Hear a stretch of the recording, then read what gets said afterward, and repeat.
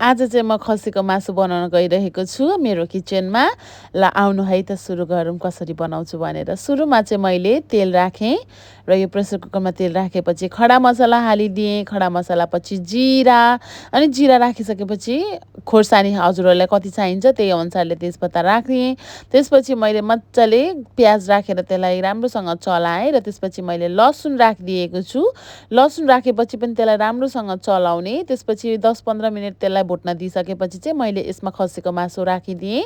मैले चाहिँ छालावाला मासु लिएकी छु। हजुरहरूले चाहिँ बिना छालाको पनि लिन सक्नुहुन्छ। यसलाई राम्रोसँग भुट्ने र त्यसपछि मैले बेसार स्वादअनुसारले नुन चाहिँ मैले 2 चम्चा राखिदिएँ। त्यसपछि गरम मसला पनि मैले 2 चम्चा राखेँ। त्यसपछि कश्मिरी मिर्च अनि त्यसपछि मिट मसला त राख्नै पर्यो। कश्मिरी मिर्चले पनि राम्रो देखाउँछ नि त कलर।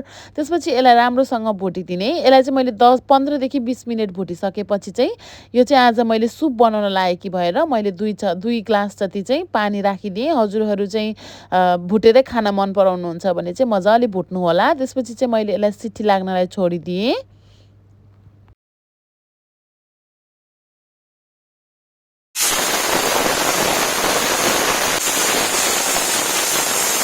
र 5-7 सिटी लागिसकेपछि चाहिँ हाम्रो खसीको मासु चाहिँ खानलाई रेडी भइसक्यो।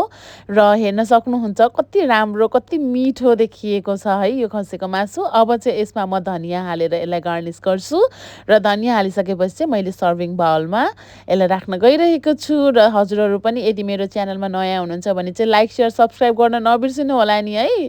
ल यस्तै गरी बनाएर खानुहोस् र मेरो सोसियल मिडियाजहरूमा पनि मलाई फलो गर्नुहोला। See you in my next video. Till then take care and bye by.